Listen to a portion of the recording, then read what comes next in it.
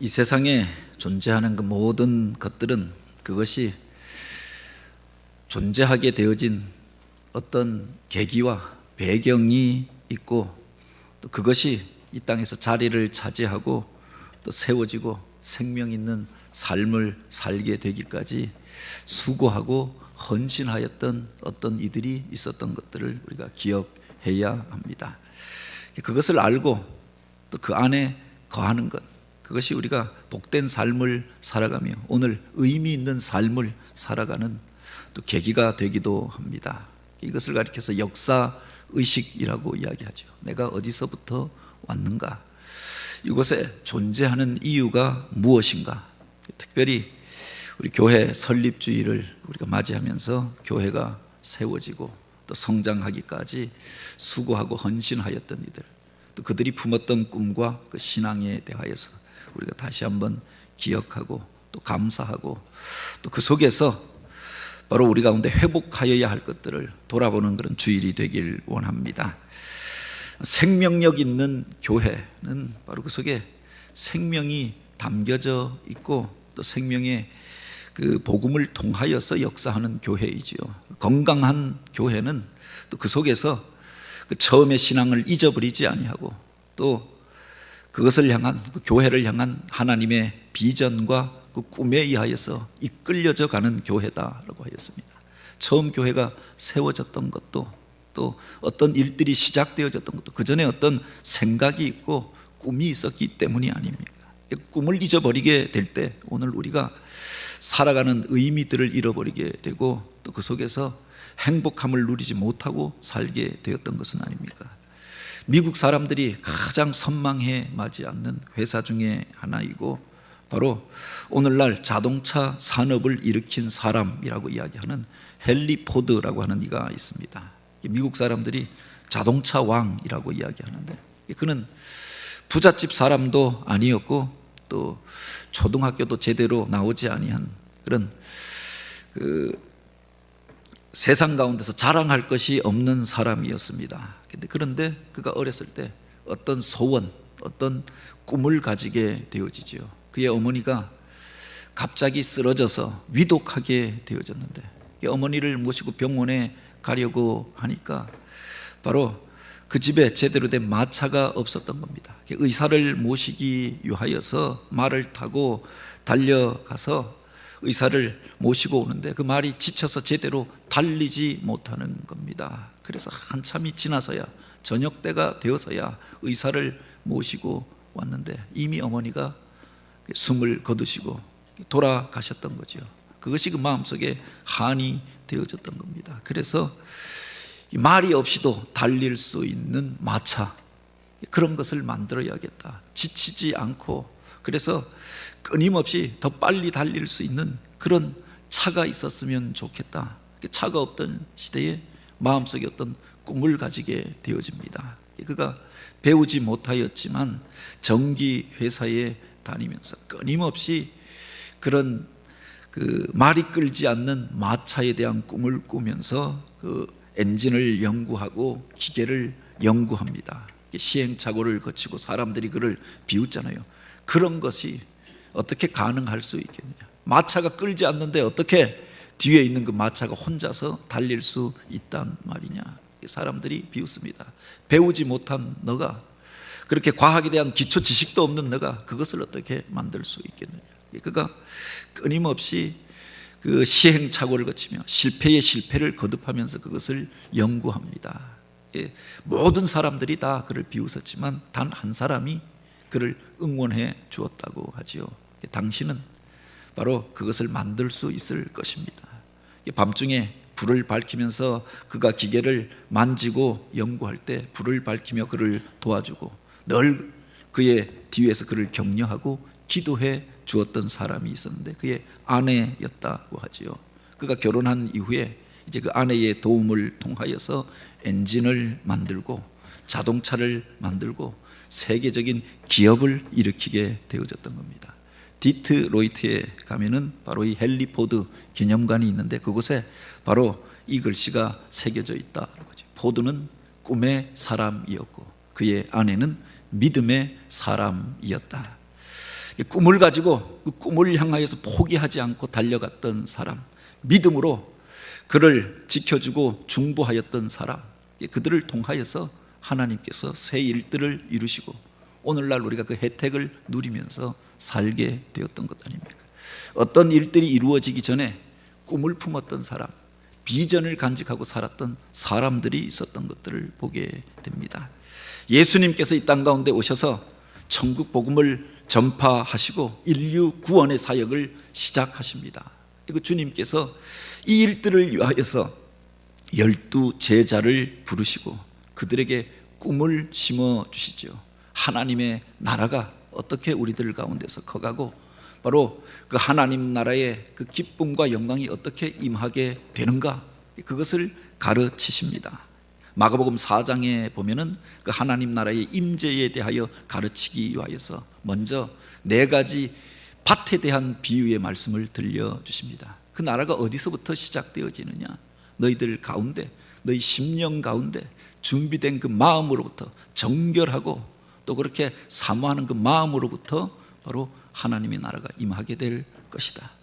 등불을 밝히고 찾는 자가 얻게 될 것이고, 또 너희가 준비한 그 그릇대로 바로 그 그릇의 크기만큼 그것을 경험하게 될 것이다. 등불의 비유를 말씀하시고 바로 그릇의 비유를 말씀하십니다. 그리고 우리들 가운데서 자라나는 씨에 대하여 이야기하시고 마지막으로 겨자 씨에 대한 말씀을 주셨던 겁니다.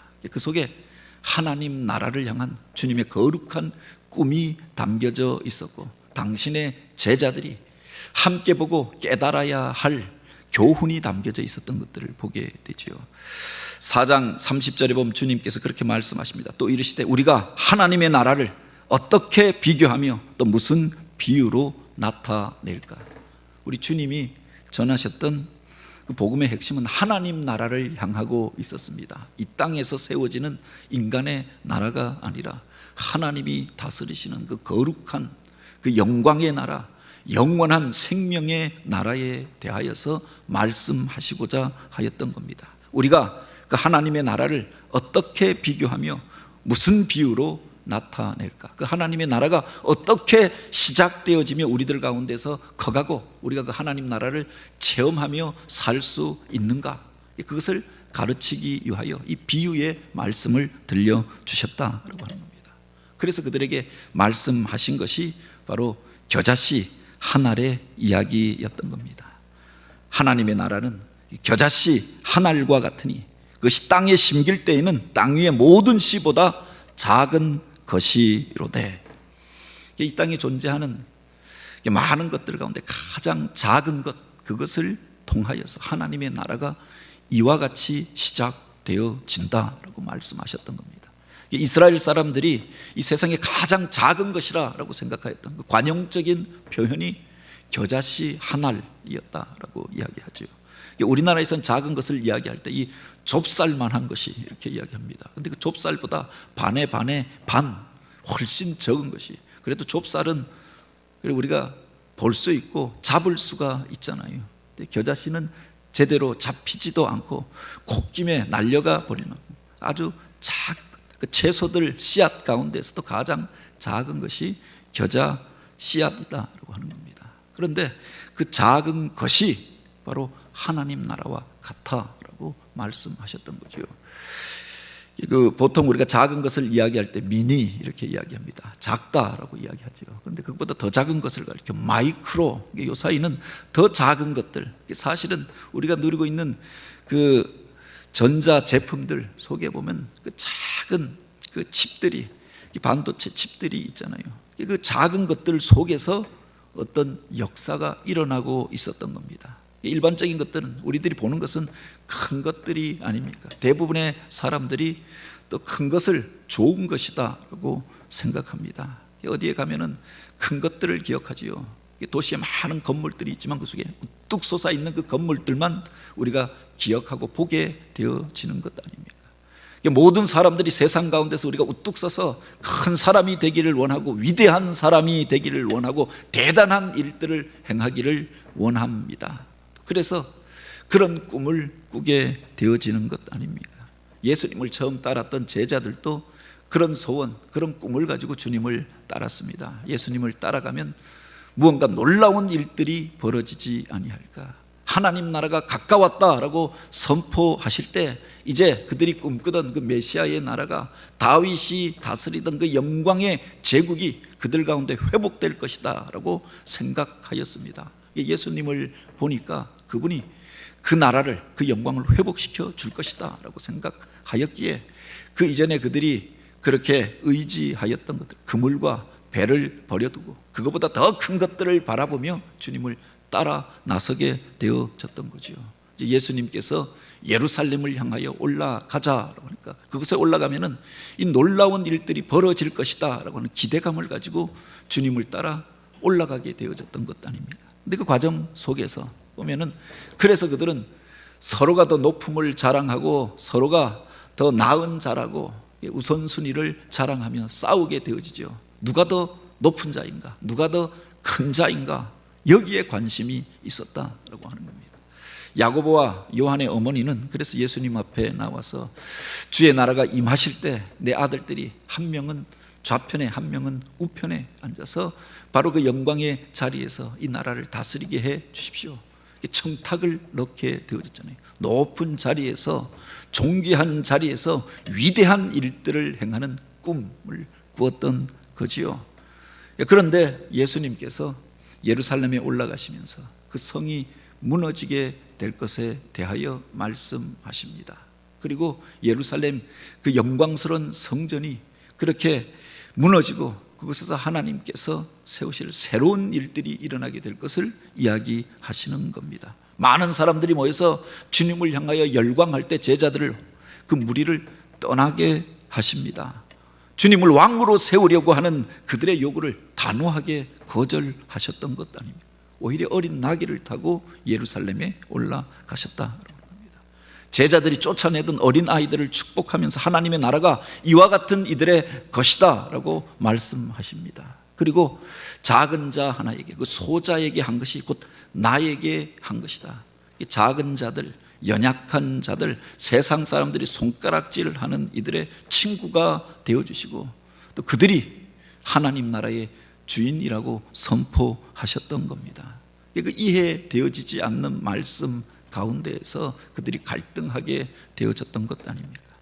그들에게 들려주셨던 말씀이 하나님의 나라는 겨자씨 한 알과 같으니, 너희들이 생각하는 것처럼 무슨 대단한 것들로 하늘이 뒤흔들리고 그리고 천군 천사의 나팔 소리와 함께 그렇게 이 땅 가운데서 대단한 나라로 그렇게 놀라운 사건으로 임재하는 것이 아니라 겨자씨 한 알과 같이 보이지 않는 새, 보이지 않는 그것들을 통하여 아주 작은 것들로부터 시작된다고 말씀하시는 겁니다. 그것이 그들은 이해가 되어지지 아니하였던 거죠. 주님께서 그들에게 말씀하시고자 하였던 것이 무엇인가?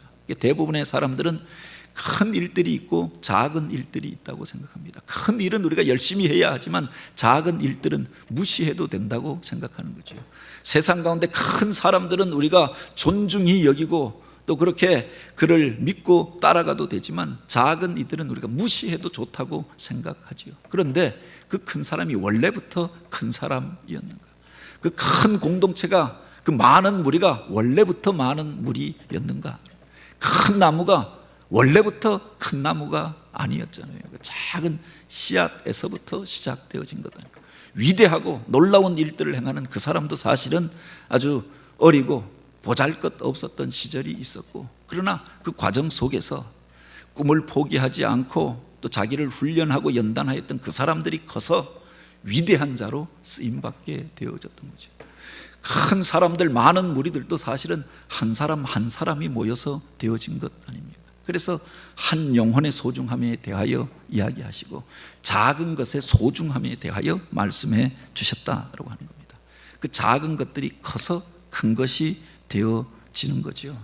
그런데 여기에 보면 왜 굳이 이 겨자 씨에 비유하여서 말씀하셨을까? 세상에 작은 것들이 수도 없이 많이 있는 것 아닙니까? 모래알도 작고 그보다 더 작은 티끌도 있고 그보다 더 작은 무슨 원자의 세계, 전자의 세계, 아주 작은 것들이 있는데 굳이 겨자 씨로 말씀하신 이유가 무엇이겠는가? 이 겨자씨는 물론 작은 것이다라고 하는 의미도 있지만 바로 그 속에 생명을 간직하고 있는 것 아닙니까? 무슨 티끌이나 무슨 먼지나 작은 알갱이가 있다고 하여서 그것이 자동적으로 큰 것이 되는 것이 아니라 바로 그 안에 생명을 간직한 그 씨앗이 커서 나무가 되고 열매를 맺고 그리고 성장과 부흥의 역사를 나타내게 되어지는 거죠. 가장 중요한 것이 여기에 있다라고 합니다. 아무리 작고 아무리 보잘것없어도 그 안에 생명을 품은 것이, 생명을 품은 그 자가, 생명을 품은 그 공동체가 커서 그렇게 위대한 일들을 행하게 되는 겁니다. 작다고 좋은 것이 아니고 크다고 대단한 것이 아니라, 그래서 중요한 것은 그 안에 생명을 간직하고 있을 때 그 생명을 품은 그 존재가 자라고 성장하게 되어져 있고 위대한 일들을 행하게 되어져 있는 거죠. 그 작은 씨앗이 눈에 보이지도 않는 그 하나가 땅에 심겨져서 그곳에서 우민하고 싹이 트고 자라게 되어집니다. 무슨 작은 채소같이 그렇게 땅에서 나오게 되어졌던 것 아닙니까? 굳이 겨자씨에 비유하였던 것은 그 채소 가운데서 다른 것들은 싹이 나오면, 순이 나면은 그 채소인 상태에서 그냥 뜯어서 먹습니다. 근데 겨자는 놔두잖아요. 이게 더 크게 되어지는 겁니다. 나물이 되어지고 이제 딱딱하게 굳어지면서 나무가 되어져서 그 나무에 그렇게 잎이 열리고 열매가 맺히고, 그래서 일반적으로 3m가 넘게까지 자란다라고 이야기하고 큰 것은 5m가 넘기도 한다라고 하지요. 물론 이 겨자 나무보다 더 큰 나무들도 있을 것입니다. 그런데 그 속에서 우리 밭에서 자라는 것들 가운데, 그 작은 것들 가운데 이렇게 심겨져서 그만큼 커서 우리가 그 열매를 따서 음식을 만드는데 넣고 또 그 기쁨을 얻게 되어지는 것, 그것을 말씀하시기 위하여 겨자씨에 비유하신 것이 아닐까, 그렇게 생각해 볼 수가 있지요. 오늘 우리가 누리고 보고 있는 그 모든 것들은 이와 같이 생명을 가진 그 하나의 작은 씨앗에 의하여서 시작되어졌다. 오늘날 교회가 세계적으로 그렇게 교회가 없는 것이 없고 수많은 사람들이 복음을 듣고 예수를 영접하고 이제 구원 얻은 자로 살게 되어졌습니다. 그런데 작은 무리에 의하여서 시작되어졌던 것 아닙니까? 이 땅 가운데 오셨던 예수 그리스도 그 한 분의 전하였던 말씀과 복음에 의하여서 이제 거듭나고 깨어졌던 그 사람들, 또 12명을 통하여서 그들이 70명이 되어지고 120명이 되어지고 예루살렘 안에 거룩한 부흥으로 나타나게 되어지고 가지가 뻗어가면서 사마리아로 이방 땅으로 번져가게 되어집니다. 소아시아와 유럽으로 복음이 전하여지고 교회가 세워지고 전하여지고 가지가 뻗어가면서 이곳까지 이르게 되어졌던 것 아닙니까? 어떤 이들은 기독교를 향하여서 폄하해서 이야기하면서 너무 분파가 많다, 너무 많이 갈라져 있다, 복잡하다, 너희들은 왜 그렇게 자꾸 갈라지냐라고 이야기하는데, 생명 있는 것들이 갈라지는 것 아닙니까? 나무 막대기를 땅에다 그냥 꼽아 놓으면 생명이 없는 것들은 꼽혀져서 그냥 있다가 100년이 지나도 200년이 지나도 변함이 없죠. 오히려 시간이 지나면 썩어져 버리고 문드러져 버리고 넘어져 버리고 마는 것 아닙니까? 그런데 생명이 있는 것은 아무리 작은 것으로 심어도 자라더라, 커가더라. 커갈 뿐만 아니라 가지가 뻗어가게 되어지잖아요. 오른쪽으로 왼쪽으로 위로 뻗어가게 되어지고 그 가지에, 큰 가지에 또 작은 가지가 나게 되어지는 겁니다. 교회가 동방교회와 서방교회로 갈라지고 또 그 교회 안에서 개신교가 일어나게 되어지고 그 교회 안에서도 장로교회와 감리교회가 갈라지고 또 그 안에서 갱신운동이 일어나면서 성결교회와 침례교회가 순복음교회가 나타나고 또 그 안에서 보다 보수적인 예수교 성결교회, 또 기독교 성결교회, 각 지역마다 흩어져서 또 지역교회들, 우리 개봉교회와 무슨 교회가 만들어지게 되어졌던 것 아닙니까? 생명력 있는 것들은 자라게 되어져 있고 가지를 뻗게 되어져 있고 나누어지게 되어져 있고 그 가운데에서 성장하며 그 그늘에 많은 사람들이 와서 깃들게 되어졌던 거죠. 생명이 있기 때문에 바로 이런 역사가 나타나게 된 줄 믿으시기 바랍니다. 이곳에 우리 교회가 세워지게 되어졌던 그 과정을 보아도, 물론 오늘이 우리 교회 설립 기념주일입니다. 교회가 정식 교회가 되어진 것이 이제 49주년이 되어지는 겁니다. 우리 원로 목사님, 개성철 목사님이 부임해 오시고, 그리고 이제 교역자가 있고 성도가 있고, 또 나중에 이 언덕 위에 교회가 그 벽돌교회로 세워지게 된 해가 49주년이지요. 그래서 교단에서 정식 교회로 인정받았던 것 아닙니까? 그런데 그 전에 또한 바로 그전에는 광명시도 아니었지요. 시흥군, 서면, 광명, 리였다라고 하는데, 이곳이 이제 도시가 되어지는 꿈을 꾸고, 그래서 이곳에 주님을 섬기는 사람들, 특별히 성결교회가 있었으면 좋겠다 생각하면서 바로 교회를 세우기를 소원하고, 그래서 밭을 팔아서 천막을 사서 바로 그 언덕 위에 교회를 짓고 기도하였던 이들이 있지 않았습니까? 그 소원과 그 꿈이 이제 1년이 지난 다음에 제대로 된 정식 교회가 되어지고, 그것이 성장하여서 바로 여기까지 이르게 되어졌던 거죠.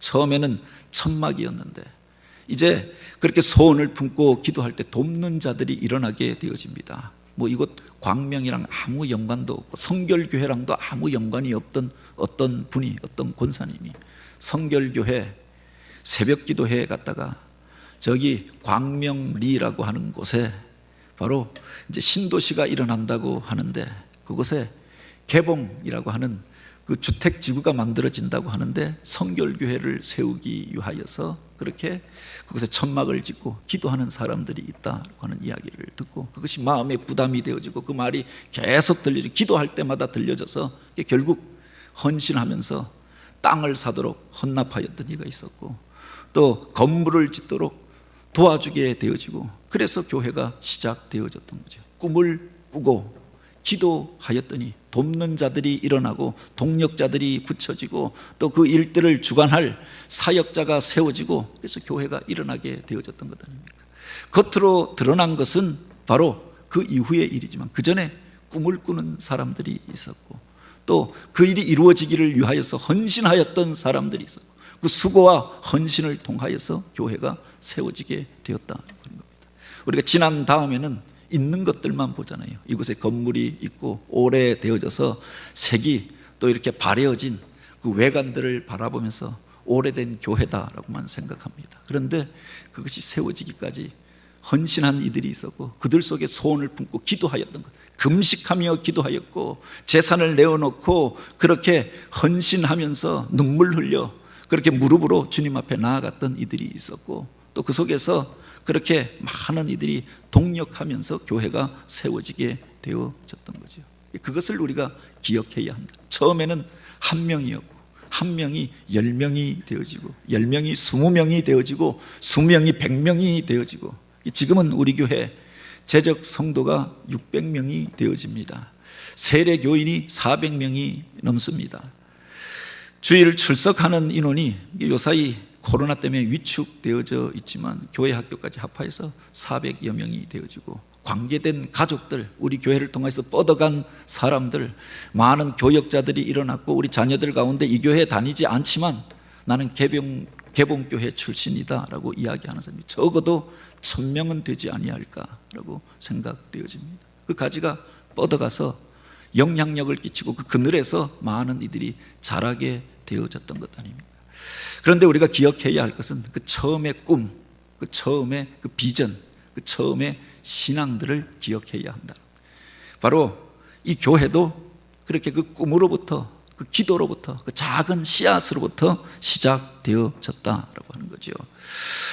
심긴 후에는 자라서 모든 풀보다 커지며 그 가지를 내나니 공중의 새들이 그 그늘에 깃들일 만큼 되느니라 라고 하였습니다.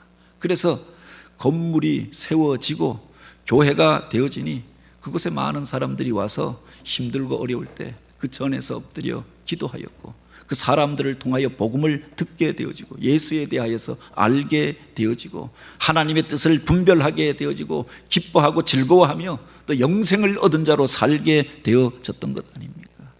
먼저 심어졌던 그것들이 있었음을 기억하시기 바랍니다. 그리고 그것은 자기 자신만을 위한 꿈이 아니라 다른 사람을 향한, 세상을 향한 꿈이었던 것 아닙니까? 그 그늘에 많은 이들이 이제 이곳에 도시가 일어난다고 하니까 그렇게 버려졌던 땅이었고 서울 외곽에 알려지지 않은 곳이었고 사람이 많지 않던 곳이었는데 이제 서울 서부 지역에 택지가 개발되어져서 그래서 그곳에 개봉이라고 하는 신도시가 생긴다고 하니까 그곳에 교회가 세워졌으면 좋겠다. 수많은 사람들이 모여서 예배하는 곳이 되어졌으면 좋겠다. 이곳에도 성결교회가 있었으면 좋겠다라고 하는 꿈이 있었던 거지요.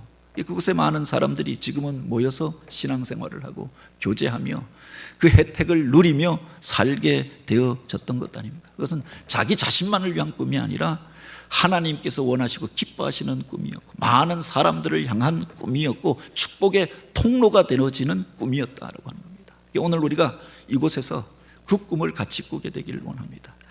여전히 이 도시는 커져가고 있고 더 많은 사람들이 모여드는 도시가 되어졌습니다. 이만하면 되었다가 아니라 바로 더 많은 사람들을 품고 이곳에서 성결의 복음이 전파되어지고 생명의 역사가 나타나고 지치고 상한 이들이 공중을 나는 새들이 그 나무에 깃들여서 안식을 얻고 노래하고 찬양하고 쉼을 얻게 되는 것처럼 그렇게 많은 이들이 모여서 하나님을 찬양하는 꿈, 그곳에서 난 열매들을 많은 사람들이 먹고 마시며 기쁨을 얻게 되어지는 꿈, 그 그늘에서 쉬었다 가게 되어지는 그 아름다운 꿈을 꾸면서 오늘 우리가 우리에게 맡겨진 일들을 감당하는 그런 교회가 되기를 원합니다. 그 꿈은 결코 멈추어질 수 있는 것이 아니죠. 하나님의 나라에 이룰 때까지 또 주님께서 맡겨주신 생명의 그 호흡들이 그쳐지는 그날까지 우리가 계속해서 꿈을 향하여서 달려가야 하는 것 아닙니까? 살아있는 교회는 꿈꾸는 교회요 비전에 의하여서 이끌려져 가는 교회입니다. 우리가 전통이 중요하고 역사가 중요하다라고 이야기합니다. 그 역사가 어떻게 만들어졌느냐? 그 꿈과 비전에 의하여서 만들어져 왔던 거지요. 전통만 지키려고 하고 과거의 것들만 붙잡으려고 하면은 우리가 그것에 멈추어 서고 죽은 공동체가 되어질 수 있다라고 하는 겁니다. 그들을 움직였던 꿈, 그 꿈이 오늘 우리의 꿈이 되어지고 그 처음의 사랑, 그 열정으로 여전히 쓰임받으면서 하나님 나라 이르는 그날까지 꿈꾸는 자로 그 비전을 이루어가는 자로 하나님께서 우리에게 부어주셨던 꿈, 우리 주님께서 선포하셨던 꿈, 그 제자들이 이 땅 가운데서 이루기를 원하였던 그 꿈, 초기에 신앙인들이 믿음의 선배들이 꿈꾸며 그렇게 달려갔던 그 길을 우리도 같이 달려가며 하나님 손에 붙들려 쓰임받고 하나님의 영광을 나타내는 교회요 하나님을 찬양하는 우리 모두들이 되어지길 주님의 이름으로 축복합니다.